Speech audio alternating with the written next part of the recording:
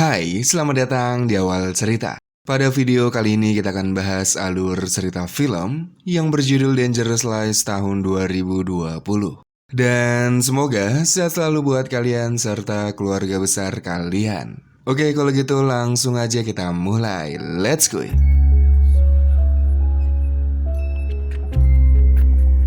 Diawali dengan seorang pelayan wanita bernama Katie di sebuah restoran yang sedang mengantarkan makanan.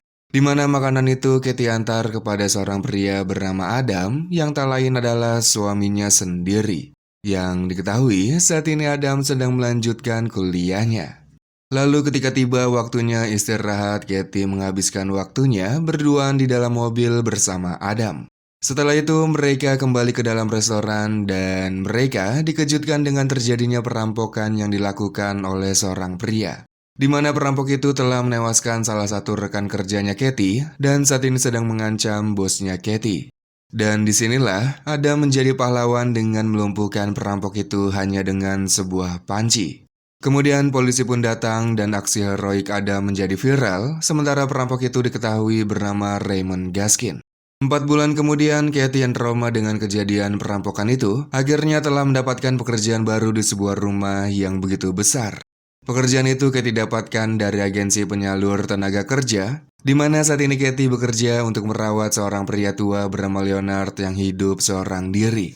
Leonard diketahui merupakan anak tunggal, tidak pernah menikah dan tidak memiliki keluarga satupun. Namun pria ini sangat kaya raya dan begitu baik serta peduli kepada Katie seperti anaknya sendiri. Tugas Katie di sana antara lain menyiapkan makanan dan mengurus jadwal konsumsi obat-obatan Leonard. Sementara jam kerjanya hanya sampai sore hari, sehingga Leonard hanya seorang diri ketika malam hingga pagi hari. Pagi itu Leonard mengeluhkan halaman kebunnya yang berantakan. Leonard menceritakan beberapa tahun lalu ia mempekerjakan seorang tukang kebun, namun entah kenapa tukang kebunnya tiba-tiba menghilang tanpa kabar dan tidak pernah datang kembali. Sedangkan kehidupan Katie dan Adam sendiri diketahui mengalami masalah keuangan, di mana mereka hidup di rumah kontrakan dan terlilit hutang. Bahkan, Adam terpaksa berhenti kuliah dan saat ini sedang menjadi pejuang loker. Tapi Adam hanya ingin bekerja di perusahaan bonafit dengan gaji yang tinggi. Dan hal itulah yang membuat mereka terlibat perdebatan di malam itu yang membuat Katie memilih pergi keluar untuk menenangkan diri. Di tempat lain, Leonard terbangun dari tidurnya karena mendengar suara di dalam rumah. Sehingga ia pun pergi mengeceknya perlahan dengan membawa tongkat baseball yang tanpa diduga Leonard malah menemukan Katie berada di teras rumahnya. Leonard yang mengaku mendengar suara langkah kaki di dalam rumahnya, membuat Katie menenangkannya dengan mengatakan bahwa tidak ada siapapun di rumah Leonard. Lalu Katie curhat kepada Leonard mengenai masalah keuangan yang dialami keluarganya. Mendengar curhatannya Katie membuat hati Leonard tergerak untuk menawarkan bantuan sejumlah uang, namun Katie menolaknya dan mengatakan bahwa suaminya yaitu Adam saat ini membutuhkan pekerjaan. Sehingga Leonard menawarkan pekerjaan kepada Adam sebagai tukang kebun di rumahnya. Lantas keesokan harinya Katie mengajak Adam untuk bertemu dengan Leonard. Ketika Leonard sedang mengajak Adam berkeliling menjelaskan job desk yang harus Adam lakukan, Katie kedatangan tamu seorang pria bernama Hayden yang mengaku sebagai seorang agen properti. Di sana Hayden menanyakan apakah rumah itu dijual karena ada kliennya yang tertarik dengan rumah Leonard. Dan dengan tegas, Katie mengatakan bahwa rumah itu tidak akan pernah dijual oleh pemiliknya. Lalu sebelum pergi, Hayden meminta Katie menghubungi dirinya jika pemilik rumah itu berubah pikiran. Singkat waktu, keesokan harinya, Adam memulai hari pertamanya bekerja di rumah Leonard sebagai tukang kebun. Sementara Katie mengantarkan makanan untuk Leonard yang lagi santai, mendengarkan lagu lawas dari piringan hitam. Kemudian tibalah waktu mereka berdua pulang ke rumah, namun tanpa mereka sadari ada sebuah mobil yang mengikuti mereka dari belakang. Hari berikutnya, Katie kedatangan seorang pria bernama Calvin yang merupakan pemilik agensi penyalur tenaga kerja tempat di mana Katie bernaung. Calvin sengaja datang untuk bertemu dengan Leonard, namun entah apa yang mereka bicarakan. Lalu sebelum Katie pulang, Leonard memberikan cek gaji kepada Katie yang membuat Katie segera pergi ke bank untuk mencairkannya. Namun ketika di parkiran bank, Katie terkejut melihat nominal angka yang tertera $7.000, di mana angka itu sangat jauh dari gaji biasanya. Katie sebenarnya ingin mengembalikan cek itu kepada Leonard. Namun karena mengingat keuangan mereka sedang sulit, Adam pun melarangnya dengan menyuruh Katie untuk tetap mencairkan cek itu sekarang juga. Dan orang yang selama ini mengikuti mereka ternyata adalah Hayden. Kemudian malam harinya, mereka pun membayar semua hutang mereka dari kartu kredit sampai pinjol. Keesokan harinya, mereka pergi ke rumah Leonard untuk bekerja seperti biasa dengan sumringah. Pagi itu setelah menyiapkan obat untuk Leonard, Katie segera mengantarkan sarapan untuk Leonard, akan tetapi Katie tidak menemukan Leonard di dalam kamarnya. Lantas ia pun pergi ke loteng tempat favorit Leonard bersantai mendengarkan lagu lawas. Dan betapa terkejutnya Katie menemukan Leonard telah tewas dalam keadaan duduk terdiam. Adam yang mengetahui hal itu berusaha menenangkan Katie yang terlihat begitu sedih, namun tak lama ia melihat sebuah kunci yang menarik perhatiannya. Di mana kunci itu adalah kunci peti yang berada tidak jauh dari sana. Lantas Adam membuka peti itu yang berisi foto-foto lawas Leonard, yang di bawahnya terdapat banyak uang tersimpan dengan acak-acakan.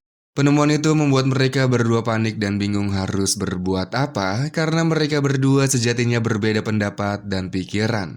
Di mana Katie ingin melaporkan tewasnya Leonard ke polisi termasuk penemuan uang itu, sementara Adam ingin mengamankan uang itu lebih dulu sebelum melaporkannya ke polisi. Adam meyakinkan Katie bahwa mungkin itulah cara Leonard membantu mereka mengatasi masalah keuangan yang sedang mereka hadapi. Yang akhirnya mereka pun sepakat melapor ke polisi setelah mengamankan uang itu lebih dulu. Setelah itu, kasus tewasnya Leonard ditangani oleh seorang detektif wanita bernama Chesler. Di sana Katie menjelaskan kepada Chesler bahwa dirinya telah bekerja untuk Leonard selama 4 bulan lebih, sementara Adam baru bekerja hanya beberapa minggu. Katie juga mengatakan bahwa Leonard hanya tinggal seorang diri di rumah itu, dan Leonard sama sekali tidak memiliki keluarga satupun. Let me get back to you. Okay. Lalu Katie datang menemui Calvert memintanya memasukkan namanya ke daftar pencari kerja lagi karena saat ini mereka sama sekali tidak memiliki penghasilan. Namun Calvert mengatakan bahwa dirinya tidak bisa mempekerjakan Katie selama proses penyelidikan tewasnya Leonard masih berlangsung. Sementara di tempat lain, Adam yang mendapat telepon penolakan bekerja di sebuah perusahaan segera pergi ke rumah Leonard dengan diam-diam tanpa sepengetahuan Katie. Di sana Adam menghitung semua uang yang ada di dalam peti yang tak lama terdengar suara kaca pecah. Adam pun pergi mengeceknya dan tiba-tiba lalu Adam tersadar ketika mendapat telepon dari Katie. Adam mengaku dirinya tidak mengetahui siapa yang telah menyerang dirinya karena orang itu menyerangnya dari belakang. Kemudian Katie marah kepada Adam karena kelakuannya yang masuk ke rumah Leonard seenak jidatnya. Namun Adam membela dirinya dengan mengatakan mungkin uang itu telah hilang jika dirinya tidak datang ke sana. Dan ketika Adam mengatakan bahwa uang yang berada di dalam peti berjumlah $100.000, membuat Katie seketika terdiam dan bengong. Lalu mereka mulai menerka-nerka siapa orang yang telah masuk ke dalam rumah Leonard dan menyerang Adam. Adam curiga bahwa yang menyerang dirinya mungkin seseorang yang pernah bekerja di rumah Leonard. Sehingga Katie pun teringat perkataan Leonard yang mengatakan dulu pernah ada tukang kebun yang bekerja namun hilang tanpa kabar.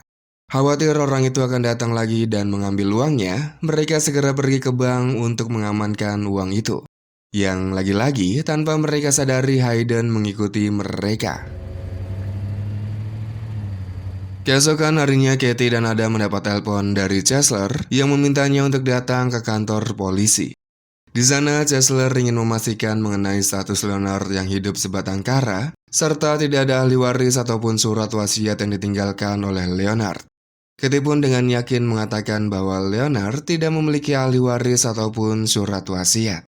Di acara pemakaman Leonard, Katie dan Adam kedatangan tamu seorang wanita bernama Julia yang mengaku sebagai pengacara Leonard. Hal itu tentu membuat Katie heran karena Leonard tidak pernah bercerita bahwa ia mempunyai seorang pengacara. Julia pun menjelaskan bahwa Leonard baru saja menghubunginya beberapa hari sebelum meninggal. Leonard memintanya untuk menuliskan surat wasiat yang menyatakan bahwa dirinya mewariskan semua harta bendanya untuk Katie.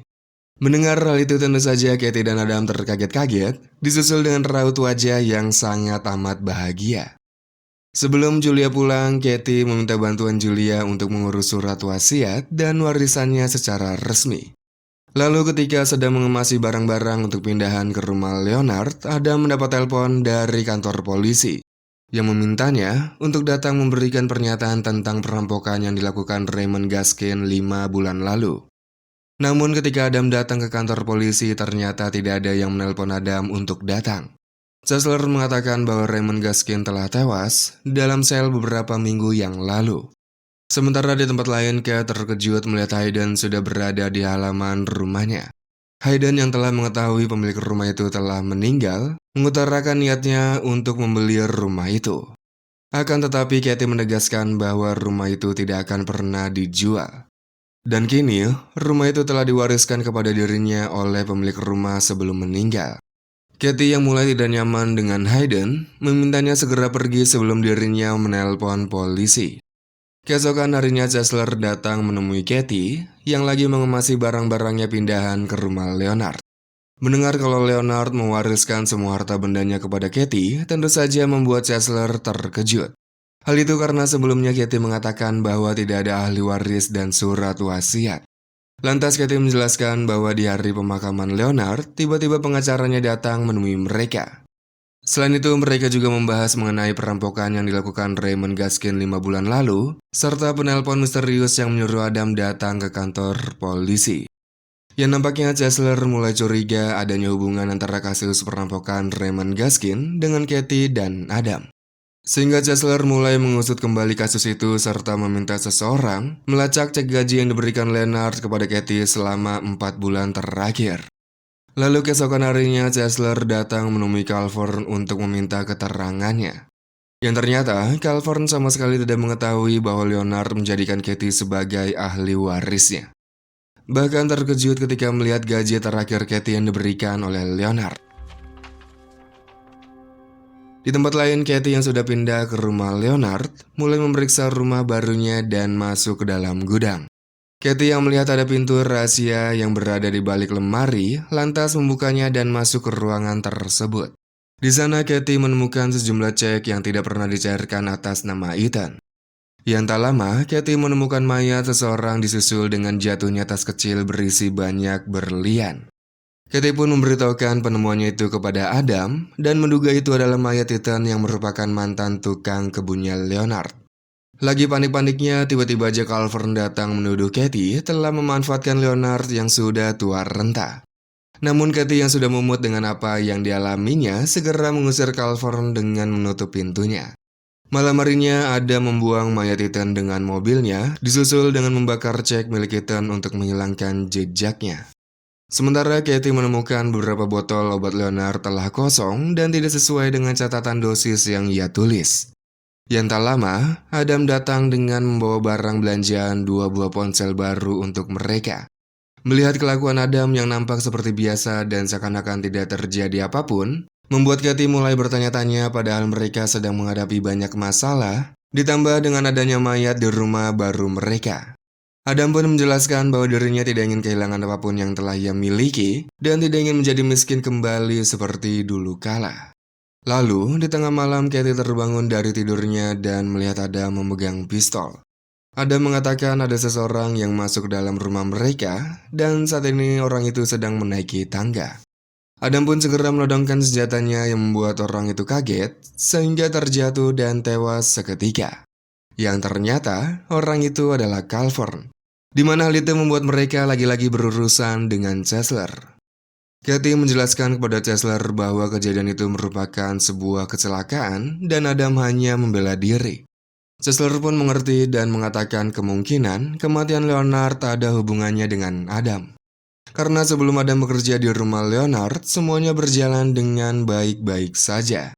Ditambah dengan Chesler mengetahui fakta bahwa Raymond Gaskin adalah petugas kebersihan di kampusnya Adam. Namun dengan tegas dan yakin Katie mengatakan bahwa Adam tidak ada sangkut pautnya dengan semua yang dituduhkan oleh Chesler. Keesokan harinya Katie datang menemui Julia di kantornya untuk mencurahkan semua unek-unek yang dialaminya selama ini. Di sana Katie juga menceritakan bahwa mereka menemukan uang milik Leonard yang jumlahnya sangat banyak, termasuk puluhan berlian yang mereka temukan di rumahnya Leonard yang saat ini disimpan oleh Adam. serta kecurigaan polisi kepada Adam yang menjadi pelaku atas tewasnya Leonard. Lalu Katie mengajak Julia pergi ke bank untuk menunjukkan uang itu, namun uang itu telah hilang yang mereka duga uang itu diambil oleh Adam. Julia menyuruh Katie untuk menahan Adam tidak pergi kemanapun dan tetap berada di rumah karena dirinya yakin Adam pasti akan membawa semua uang dan berlian itu lalu pergi meninggalkan Katie. Lantas Katie pulang ke rumah dan melihat Adam sedang mengemasi pakaian dan tumpukan uang itu. Adam mengajak Katie pergi dari rumah itu karena ternyata Adam telah mengetahui siapa Hayden sebenarnya. Di mana Hayden bukanlah agen properti melainkan seorang residivis, kasus perampokan toko perhiasan dengan total 3 juta dolar. Lalu ketika Adam pergi mandi dan Katie menelpon Julia, saat itulah Hayden muncul dengan menodongkan pistol kepada Katie dan menanyakan keberadaan berlian itu. Lantas Katie pun memanggil Adam dan Hayden segera menyandera Katie. Mereka berdua pun terlibat baku tembak, namun sayang, tembakan Adam meleset sementara tembakan Hayden berhasil mengenai Adam. Perlahan Hayden menghampiri Adam yang ternyata Adam yang belum tewas berhasil menembak Hayden dan menewaskannya. Lalu Katie segera menghampiri Adam yang tengah sakaratul maut dan sebelum menghembuskan napas terakhirnya Adam hanya mengatakan di kebun. Yang tak lama Julia datang dan segera menenangkan Katie. Kemudian Julia mengajak Katie segera mencari dan mengamankan berlian itu sebelum polisi datang. Namun ketika Julia mengatakan total nilai berlian itu senilai 3 juta dolar, seketika membuat Katie curiga karena dirinya tidak pernah mengatakan hal itu kepada Julia. Yang akhirnya terkuaklah fakta bahwa Julia komplotannya Hayden dan memanipulasi surat wasiat Leonard yang fiktif. Kemudian Cesler datang ketika Julia sedang mengintimidasi Katie. Di sana dengan cepat Katie mendorong Julia disusul dengan Cesler menembak Julia yang membuatnya tewas di tempat. This is Detective Chesler. 4 bulan kemudian Cesler datang menemui Katie yang tengah hamil dan tinggal di rumah Leonard. Di sana Cesler mengatakan bahwa semua kasus yang melibatkan Katie telah ditutup secara resmi. Hal itu karena kepolisian telah menggeledah rumah itu hingga 6 kali, namun tidak juga menemukan berlian itu. Begitupun juga dengan Katie, ia mengaku dirinya juga tidak mengetahui di mana Adam menyembunyikan berlian itu. Lalu Cesler pun pergi sementara Katie menyalakan keran untuk menyiram halaman kebunnya. Dan saat itulah, ternyata berlian itu Adam sembunyikan di dekat pohon toge tanpa sepengetahuan Katie. Tamat. Oke, jadi kurang lebih seperti itulah alur cerita film kali ini. Semoga kalian terhibur, sampai jumpa di video berikutnya.